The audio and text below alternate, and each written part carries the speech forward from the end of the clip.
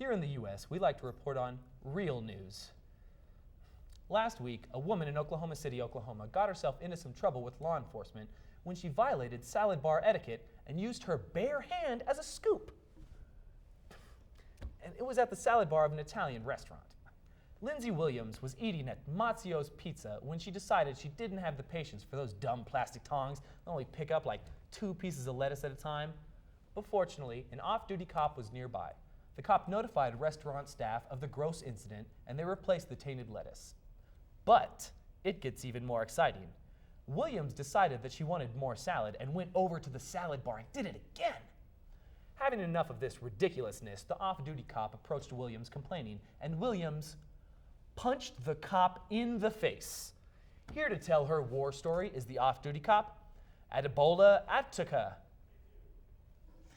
Thank you for having me. I love this show. Please, it's an honor to be in your presence. To have taken a shot to the face, I can't even begin to imagine.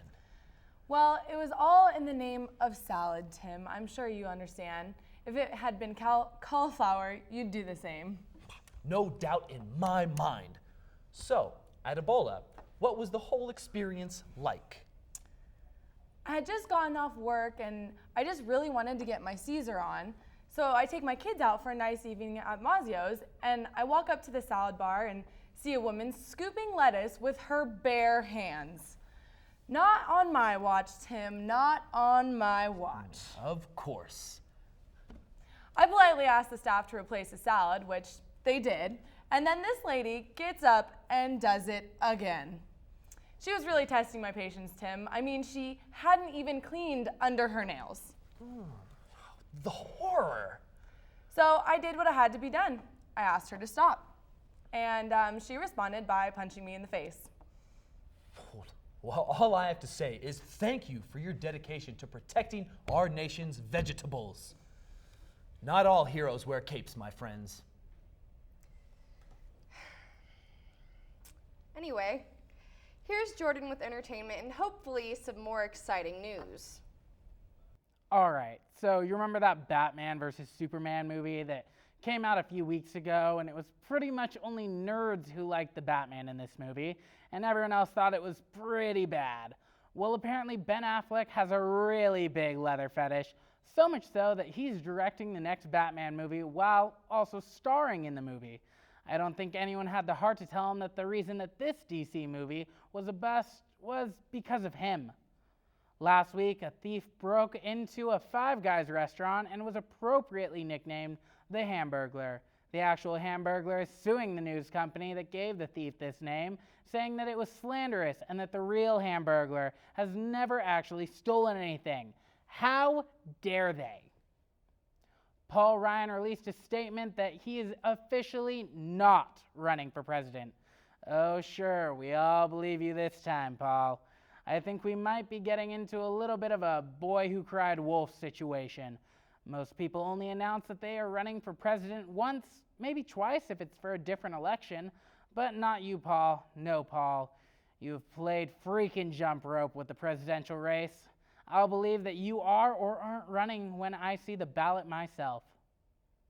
Lindsay Lohan is newly engaged to a Russian heir, and I can't decide whether Russians just don't have any sort of television or internet, or if Lindsay Lohan just fits in a little too well into the look of a Russian woman. I almost got excited that she was going to be able to act out in the real-life 2004 romance film of the freaking year, The Prince and Me, but then I realized that that movie was Julia Stiles, and that's pretty much where our interest in Lindsay Lohan peaked. Well, it turns out that this is no longer factual information, just like most of the stories we have on the update. In an interview with New York Magazine's James Franco opened up about him being a little gay. I can't decide whether to be surprised that he would say that he's a little gay and not completely gay or even bisexual, or if we should be shocked that he thought it would be breaking news. I mean, we have all seen him and Seth Rogen. I had somewhat of a feeling that this was coming. And here to talk more about men who take their clothes off all the time around other men who are also taking their clothes off, we have Brookelynn Graditi to talk about sports. Breaking news, UFC fighter and really buff leprechaun Conor McGregor announced his retirement over Twitter yesterday on April 19, 2016 at 11:29 in the morning. His tweet reads, "I have decided to retire young. Thanks for the cheese. Catches later." Now, I don't know what his retirement has to do with cheese, but the fact that the Conor McGregor, the ultimate challenger, the notorious, has retired. There is suspicion that his retirement has to do with some rough relations he had with UFC after his teammate Charlie Ward fought Wow Carvalho in Ireland. Now, Carvalho died of his injuries a few days later. McGregor was highly disturbed by this as he was in the front row watching the fight. If he is retiring, we wish him the best. While on the topic of retirement, Kobe Bryant, the Black Mamba, Mr. 81, and player in the NBA since 1996, also announced his retirement and played his last game against the Utah Jazz on April 13th. He scored 60 points, higher than any other player that season, and the Lakers beat the Jazz 101-96. However, when Conor McGregor posted his retirement announcement on Twitter, his tweet passed Kobe's in retweets in a week.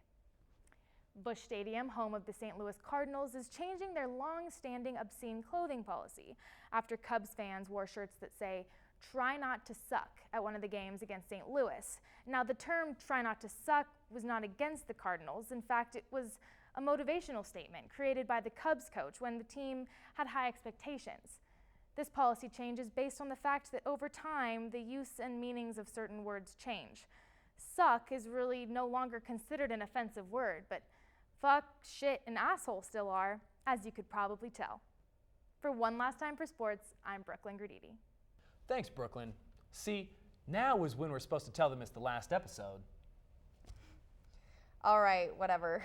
Well, we've had a great time making the show. There have been long nights, lethal amounts of energy drinks, countless pathetic jokes, 7 pretty good ones, and a lot of vegetables for some reason. It has been our pleasure serving you and giving you the highest quality news we couldn't find. I'm Tim Kearny. And I'm Brooke Wolford, signing off for Season 7.